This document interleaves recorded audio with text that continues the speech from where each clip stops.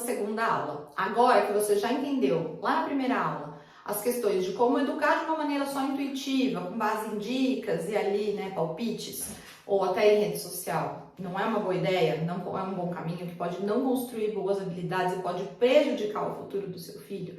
Eu queria focar aqui naquela questão dos 3 círculos ali de habilidades, dos 3 núcleos de habilidades que a gente falou, das cognitivas, das sociais e das emocionais, que a gente pode, deve ajudar os nossos filhos a desenvolverem. Então, mais uma vez, trouxe todas as minhas anotações. Se você quiser, também pega um caderninho, uma caneta, vai anotando tudo. Não deixa passar nenhuma informação. Não é porque é de graça, que não é algo extremamente precioso. O que eu estou transferindo para vocês hoje, transmitindo, é conhecimento. E eu optei por fazer isso de uma maneira aberta, porque quanto mais gente souber disso, mais forte fica a nossa comunidade. E quando a gente tem gente caminhando junto, fica muito mais fácil fazer o que a gente está fazendo, né? É tipo entrar num grupo para fazer uma alimentação melhor ou para fazer exercício junto. Você se sente motivado, cada um vai trazendo ali um pouco de informação.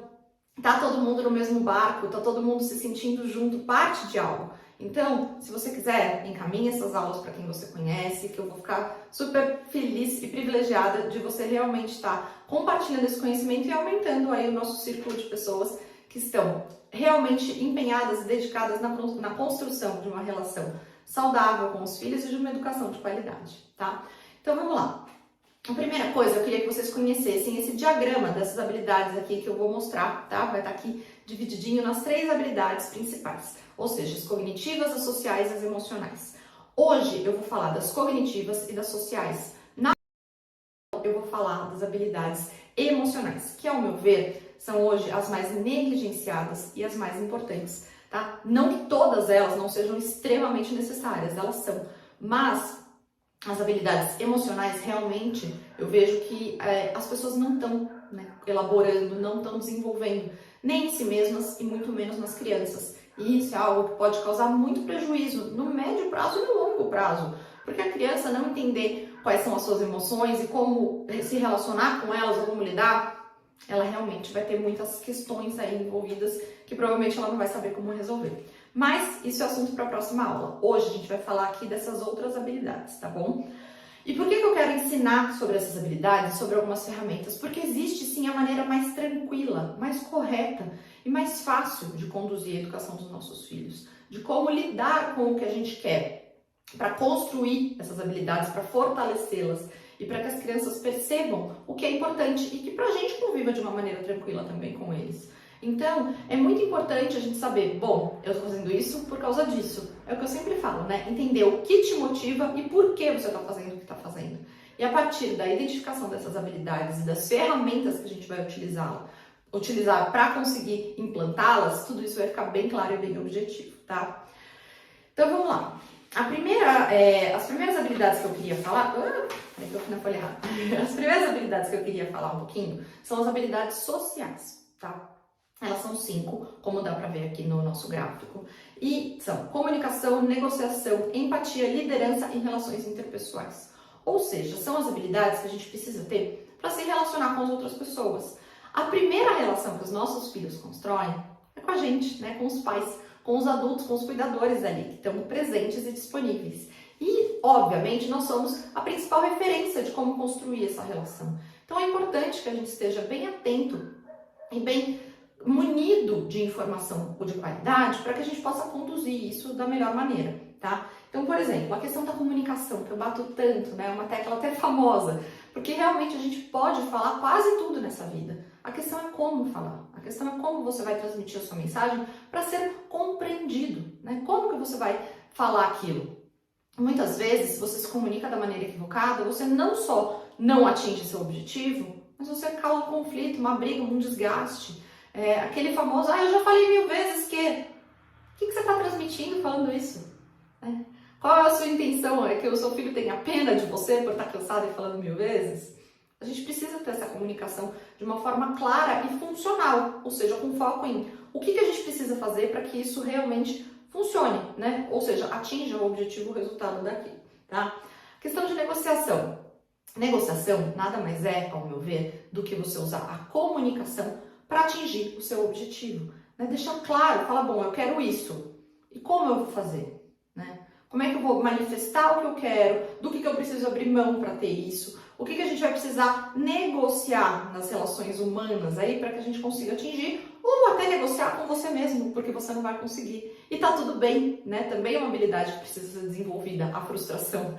Mas você entender que às vezes você vai negociar, vai atingir o objetivo, isso vai ser ótimo, e às vezes não. E a criança precisa saber disso, tá?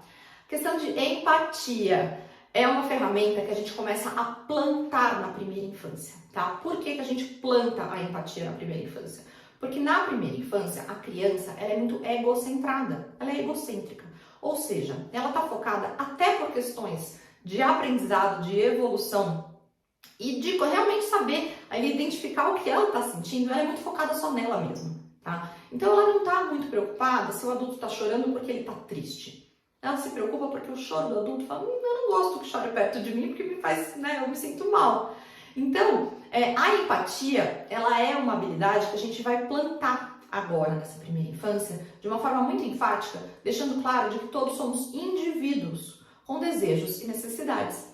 Então eu, por exemplo, desde que minha filha é muito pequenininha, e às vezes ela queria pular em cima de mim, e eu não queria que ela pulasse em cima de mim, porque era algo que, né, às vezes machucava, doía, incomodava. E eu falava, filha, a mamãe é uma pessoa. Eu sou uma pessoa. Mostrava pra ela, eu falava, olha minha mão, olha meu corpo. Eu sou uma pessoa. Eu sinto dor, eu sinto incômodo, né? Eu sou uma outra pessoa com outras emoções. Claro que ela ainda não teria a capacidade de alcançar totalmente o que isso significa. Mas ela já vai construindo ali o conceito de, bom, é outra pessoa, com outros sentimentos, com outros desejos, outras necessidades. E é o que eu sempre falo também. Aquilo de trate o outro como você gostaria de ser tratado, não é o mais bacana. O mais bacana é a gente tratar o outro como o outro gostaria de ser tratado. O que ele precisa, né? O que ele demanda. Porque às vezes as demandas, os desejos dele são diferentes das nossas. A gente vê isso com os nossos filhos o tempo inteiro. Não adianta a gente fazer para eles uma tábua de queijos e uma taça de vinho. Não é o que eles precisam, não é o que eles gostariam para relaxar. É o que a gente quer. Então, a gente precisa ter essa percepção de que somos diferentes e é isso que a gente vai plantando na primeira infância, tá? A liderança, ou seja, a quarta habilidade. Essa questão de liderança, muitas vezes ela é vista como algo profissional, né? Ou como as pessoas chegarem a um cargo, ou um status, uma posição. Quando, na verdade, a liderança, ao meu ver, nada mais é do que você ser o rei, o mestre, o líder da sua própria vida, da sua própria existência. Ou seja, saber o porquê você está fazendo as coisas, saber direcionar, saber o que é prioridade para você, né? Saber quais são os seus gostos, saber o que é importante, de falar, não, esses são os meus valores inegociáveis. Isso muitas vezes está causando tanta confusão, as pessoas não sabem quais são os valores inegociáveis. Vejo por aí que inclusive não sabem nem qual é o conceito real de inegociável. É aquilo que você não vai abrir mão. É você falar, não, eu sei o que eu estou fazendo, de assumir as rédeas, a direção da sua própria vida e ser capaz de liderar. Então isso é algo extremamente importante, que a gente também vai plantar na primeira infância. E por último, mas não menos importante, a questão das relações interpessoais, que engloba tudo isso, né? Ou seja, a inteligência emocional de saber, bom, aquela pessoa, né, se relaciona dessa forma, tem tais características, e como é que eu vou fazer para me relacionar com ela? O que eu preciso, como eu preciso me comunicar? Como eu preciso me posicionar, como eu preciso abordá-la, o que eu preciso fazer, como é que eu chego até ela, para que a nossa troca seja bacana, para que a gente realmente tenha uma relação, para que a gente tenha ali uma convivência boa. Porque no final, se a gente só fica centrado, e a gente vê muitas crianças que são verdadeiros tiraninhos, porque eles só são centrados, apesar do egocentrismo ser algo muito natural, a gente precisa ir nutrindo essa noção de que existem outras pessoas. E aí a criança só fica assim, o que eu quero, o que eu desejo, o que eu penso, o que eu, e não entende que existem outras pessoas também com desejos e necessidades e vez no mundo, inclusive nós, mães, né, que não dá pra gente ficar. E isso é muito importante, a gente não se anular pelos filhos, né? Então assim, a criança quer brincar, mas eu não quero. Tudo bem, né? Tem dias que você vai fazer um esforço além. E tem dias que você vai falar, filho, desculpa, mas eu tô muito cansada. E não tem problema nenhum nisso. É você entender e mostrar para a criança que são indivíduos diferentes, com necessidades diferentes, com demandas diferentes, e tá tudo bem. E como que ela vai se relacionar e ter a frustração eventual disso, e tá tudo certo. Então a gente precisa fortalecer esse sentimento nos nossos filhos e nutrir essa questão de que pode ficar tranquilo, né, que a gente é diferente, mas isso não é uma ameaça. E falando agora do nosso segundo grupo, ou seja, das habilidades cognitivas, tá? Também são 5. Criatividade, lógica, foco, memória e atenção. Todas essas são extremamente necessárias para que a gente viva uma vida boa, bacana, né, com consciência e atingindo os objetivos que a gente deseja. Ou seja, eu quero uma profissão, né, eu quero um cargo, eu quero exercer tal atividade, eu quero ter sucesso, eu quero ganhar dinheiro, eu quero, né, não sei, ter um casamento saudável, construir uma família, não sei, fazer um projeto, qualquer coisa que você possa desejar, você precisa dessas habilidades para conseguir atingir esse objetivo, tá? Então, eu vou falar um pouquinho sobre elas. A questão da criatividade. Crianças são criativas por natureza. Eles já nascem com essa habilidade. O nosso papel é não atrapalhar, é não tolher essa habilidade, é não deixar com que as nossas expectativas, às vezes até algumas questões de ego aí interfiram, tá? Então, não querer que a criança pinte dentro da linha. Isso é limitar a criatividade. Muitas vezes, aliás, o ideal, tá? Vamos mencionar aqui, fazer só uma pincelada de questões aí de educação. O ideal é que não exista nem linha, que a gente entregue para a criança papel em branco, que ela consiga desenhar o que vier na cabeça dela, da forma que vier, né? Que ela tenha essa liberdade de criar. Por que a gente quer um desenho tão certinho? Por que a gente quer aquela casinha com as nuvenzinhas, né? E aquele jardim, a cerquinha? Não, a criança tem que ter a criatividade ali exercitada. E isso é, inclusive, hoje em dia, uma das habilidades mais escassas no mercado de trabalho. A gente procura pessoas criativas de verdade e percebe que muitas vezes é só cópia, né? Um copiando o outro, um pegando a ideia. E isso não adianta. A gente precisa realmente de alimentar a criatividade de pessoas que tenham essa criatividade nata. Então, neste ponto, é mais não atrapalhar, não deixar com que as suas expectativas de que a criança faça o desenhinho pontilhado, ou desenhe dentro da linha, ou atinja tal expectativa nessa primeira infância, atrapalhe e fique no caminho da criatividade que já é tão natural deles. Deixa imaginar, deixa fazer comidinha de folhinha, brincar do que quiser, permita, deixa, abre a porta que já está fazendo mais do que o necessário, tá? Segunda, questão da lógica. Isso tem muito a ver com aquelas crenças enraizadas que eu falei na aula passada. Por quê? Porque muitas vezes você fala assim, se você não botar o casaco, o bicho-papão vai te pegar. Qual a lógica disso? Qual a consequência? O bicho-papão tem um radar de criança sem casaco? Lógico que em algum momento isso vai cair por terra. Não faz sentido, não tem consequência lógica. A criança só vai conseguir aprender consequência, e isso, de novo, é uma habilidade extremamente necessária. Eu vejo diariamente muitos adultos que não sabem medir as consequências das próprias ações, das próprias atitudes. Coisa simples, de se eu parar o carro aqui e não colocar o bilhete da zona, não, ninguém vai ver. Você provavelmente vai tomar uma multa, vai ter seu carro guinchado, vai ter uma consequência para aquilo, né? Então não adianta a gente tentar ir levando a vida como se as coisas não acontecessem. Existem consequências lógicas e a criança precisa entendê-las desde as coisas muito pequenas da vida. Ou seja, se você sair sem casaco, você vai sentir frio. É tão simples quanto isso, é correlação, né? Causa e efeito. Então aconteceu uma coisa, pode ser que aconteça aquilo ou aquilo. E a gente vai direcionando para que a criança entenda que toda ação tem uma reação. Toda questão tem uma consequência, toda atitude tem uma consequência. E como que ela faz para mensurar o que vale a pena, o que não vale, quais os desejos dela que ela deve perseguir, para que ela atinja os objetivos e quais terão consequências graves, que não valem a pena. Então percebe como algo tão complexo e precioso e que a gente precisa muitas vezes pensar e matutar e ficar ali racionalizando. A gente vai ensinar com as pequenas coisas, com sempre falar a verdade e trazer a consequência lógica para as crianças. Tá vendo? Não dá para ser só na base da intuição, a gente realmente precisa estudar para fazer o que a gente está fazendo, tá? Terceira, foco. Também tá aí uma que eu vejo o tempo inteiro, adultos sofrendo e crianças sendo interferidas por esse objetivo. O que acontece? Sabe, quando a criança tá ali fazendo uma brincadeira, você fica assim, ô fulaninho, tá legal aí? O que você tá brincando? Que cor é essa? Mas por que não sei o quê? Mas por que não sei o quê? E aí depois, essa mesma mãe vem reclamar. Fala assim, meu filho não brinca sozinho. Meu filho não foca em nada. Meu filho não concentra. Ou ainda, tem um ambiente lotado de estímulo. TV ligada, aqueles brinquedos barulhentos, cheio de musiquinha, cheio de coisa. Um monte de estímulo. A criança não vai focar em nada. Ela não vai realmente conseguir parar e concentrar. Pega uma criança pequenininha, de 1 ano e pouco, dá uma caixinha ou uma garrafinha d'água vazia e um pouquinho de folhinha de árvore seca para ela.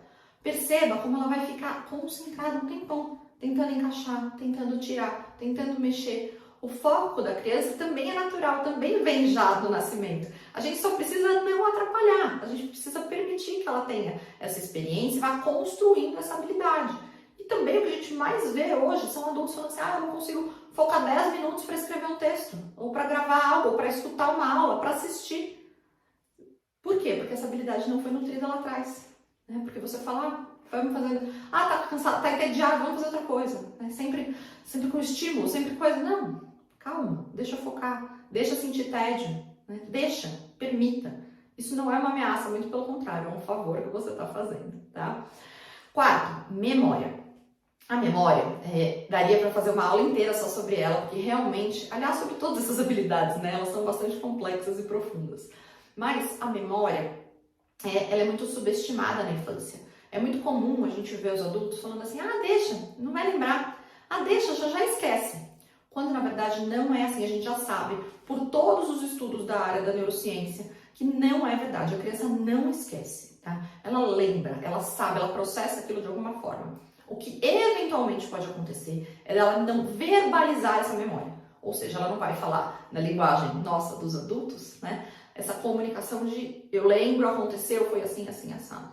Ela simplesmente vai criar, às vezes, uma crença ou agir de certa forma por causa daquela memória que ela construiu. Mas ela lembra sim, tá? E isso tem muito impacto na nossa vida adulta, porque às vezes as memórias e as crenças que estão lá atrás, né, embutidas na infância, vão influenciar as decisões que a gente vai tomar. Então, nunca subestimar, a criança não vai lembrar, ela não vai entender, deixa fazer a criança de bobo, sabe? Isso é a falta de respeito, é a falta de empatia com a criança, porque você está achando que ela é menos, né, inteligente ou menos capaz, menos perspicaz do que você, porque ela não vai lembrar, ela vai lembrar. Tá? Então, a memória realmente é algo bastante importante que a gente tem que ter bastante cuidado para entender que todas as experiências estão somando ali na biblioteca dela, né? Em quem ela vai ser, no que ela vai se formar, tá bom? Isso não significa que o fato dela ter uma experiência ruim ou uma memória ruim precisa ser algo negativo necessariamente. Não, a gente pode transformar num aprendizado, a gente pode transformar em outras 1000 questões, tá? Mas sempre ter essa consciência de que não é assim, não lembra, esquece e tal. Não, tá ali sendo processado de alguma forma, tá bom?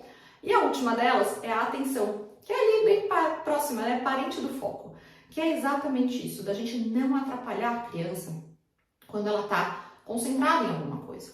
Então, permitir que ela explore, permitir que ela sinta tédio, que ela foque a atenção dela, né, direcione a atenção dela para algo que ela vai ter interesse em, para que ela descubra as habilidades dela, que são mais fortes e outras que precisam ser trabalhadas, para que ela perceba quais as características que às vezes, né, são mais naturais e outras que precisam de um pouco mais de empenho.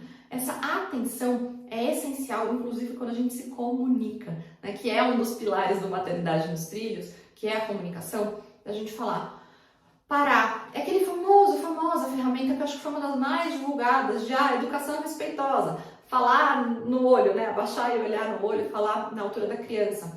Por que isso? Porque a gente tem certeza que a gente está tendo a atenção de quem está ouvindo, tá? Quando você está com o seu marido num cômodo, né, na sala, as crianças em outro, você fica berrando, o jantar tá pronto, lá. Você não tem a atenção das pessoas, a chance de realmente todo mundo ali se engajar na atividade é muito baixa. A gente precisa saber que a atenção é um recurso limitado, ele não é o tempo inteiro que ele vai estar ali disponível. Então a gente precisa usar com sabedoria, com maneira focada de falar, tá, agora a gente vai ter atenção nisso para resolver isso, para fazer aquilo. Então eu te espero na nossa próxima e última aula para falar sobre as habilidades emocionais e como elas vão te ajudar a ter uma vida leve, funcional, a conduzir a educação dos seus filhos de uma forma muito mais tranquila. Tenho certeza que vai te ajudar, vai trazer muita clareza e muita confiança, tá bom? Então eu te espero, conta comigo que a gente segue juntas.